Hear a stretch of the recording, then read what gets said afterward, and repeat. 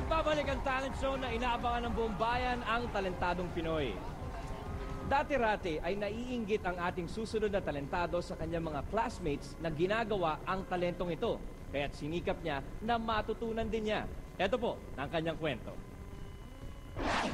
Ang isa sa may papakita kong talent ay ang juggling. Actually, ito nagsimula lang sa nainggit na ako dun sa classmate ko nung high school. Then trinay ko hanggang naging libangan ko na at dumating sa punto na talagang hinahanap ng katawan ko. Pero nung time na magkapamilya ako, muling bumalik yung aking pag-juggling kasi kailangan ko rin ng pera. Nagamit ko yun para sa aking anak. Doing his best with the hopes of catching a win, here's Randel Quijance, or simply Randel.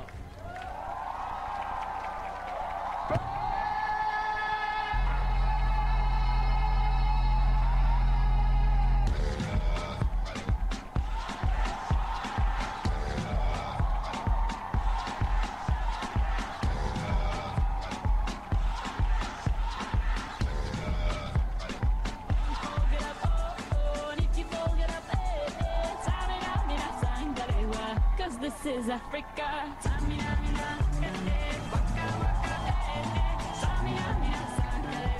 This time for Africa.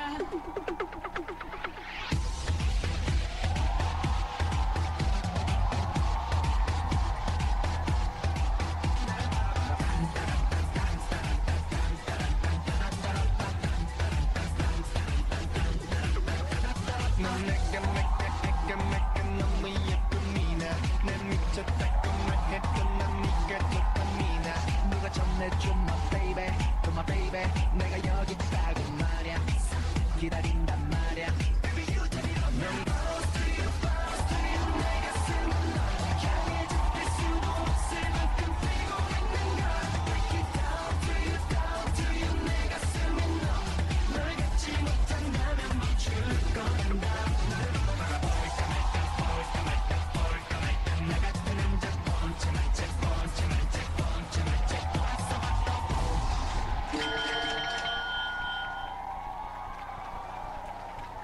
Randel.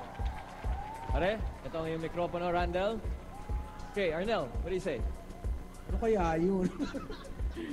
Alam mo, yung ginawa mo naman talaga, parang kung isusuriin natin mabuti, parang wala naman masyado, di ba? Pero alam mo kung saan ako believe sa'yo? Tuwan-tuwa ka sa ginagawa mo, and that sent me the entertainment energy.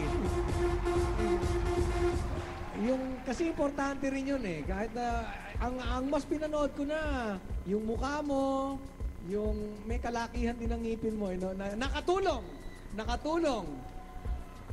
Kaya lang sana ano rin eh, after a while kasi syempre medyo lalamlam din yung entertainment value pagka puro medyo binabaloktot mo yung mukha mo, kumakajut-kajut ka ng ganon.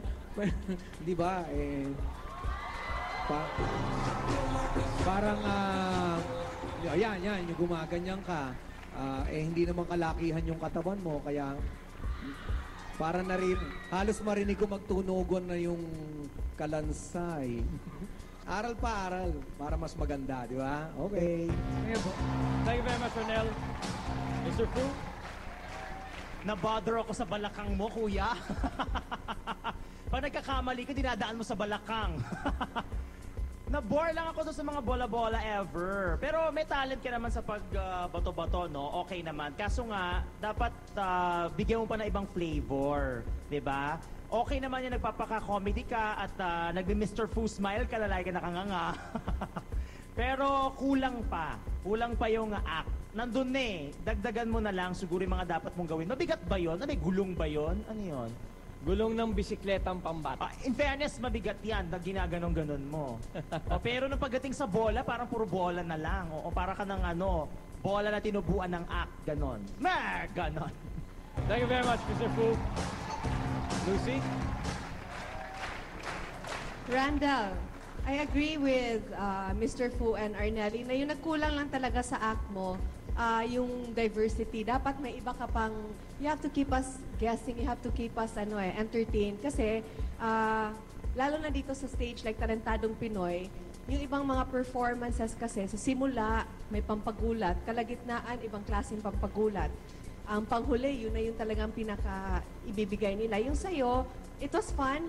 When I first saw you, meron kang you have the look and the body of a juggler. You also have the joy of a juggler. Maganda ka, maganda yung maganda ka tingnan, maganda yung stage presence mo. Kasi parang masaya ka, bibo. Yun nga lang, sana there were more items there na binabato-bato mo, hindi lang yung tire ng bisikleta at saka yung bola. Kasi sa ganong klaseng talent, I'm sure kahit pwede mong ibato. Ano pa bang pwede niyang ibato? Yung mesa. Wag naman. Sana sinama niya na yung mesa. Ewan ko, ano pa? Bote. Kaya ba natin yun? Try Yung nga mga natin. apoy-apoy. Ha? A minute and 30 seconds, masyadong mahaba pag isa lang yung binabato-bato mo. Thank you very much, Lucy. Before we go on with Direk Audie's performance, anybody care to try? Mr. Fu? Try ko. Yeah. Go, go. Maybe... Diba? Pare, turuan natin si Mr. Fu. Ako, mikropono pa na nalaglag na. Kinabahan. Ano bang basic sa Para juggling? basic. Sige, hawakan ko yung mic mo, Mr. Fu. Okay. Ano yung basic? Ano yung basic?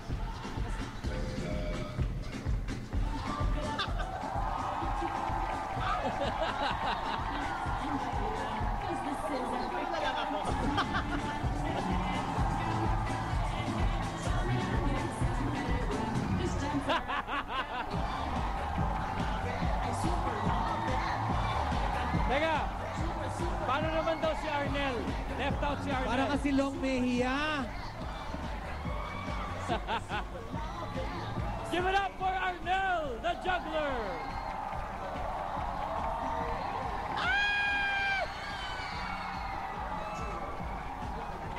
Ayan.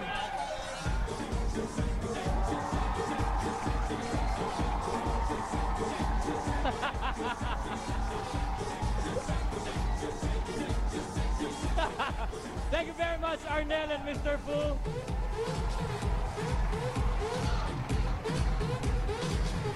Okay, so napatunayan natin hindi madali ang juggling. Direk Audie, what can you say about Randel's performance? Talagang mahirap mag-juggle. But you know, one of the very first, I think first few months pa lang natin sa Talentadong Pinoy, may nakita na ako isang female juggler. I don't know if you remember her. Pero yung acto niya, puro balls lang. Pero she would start with 3, then it became 4, then it became 5, then it became 7, it became... I think umabot siya ng mga 15 balls. At saka ang speed ng pagtapon niya ng bola, talagang walang humpay. Pak, pak, pak, pak, pak, pak. So siguro, it just really impressed in my mind na hindi ko na makalimutan na yun ang pinaka-level na nakita ko na dito. So when I see something like this, okay din naman siya. Alam ko mahirap, pero it looked a little amateur. Lalo na siguro dahil you were just using ordinary, what you call it, tennis balls. Siguro kung bigyan mo pa ng konting variety ng mga balls, iba-ibang sizes, iba-ibang kulay, you can use pin balls ng what you call it, yung bowling pins. Sa bowling pins. Yeah. Basta bigyan mo ng konting variety, it would have been easier. But I like your spirit. I like that fact that you're smiling all the time. That's already half the job done. So konting improvement na lang in terms of kung anong ginajuggle mo, and you'll get there.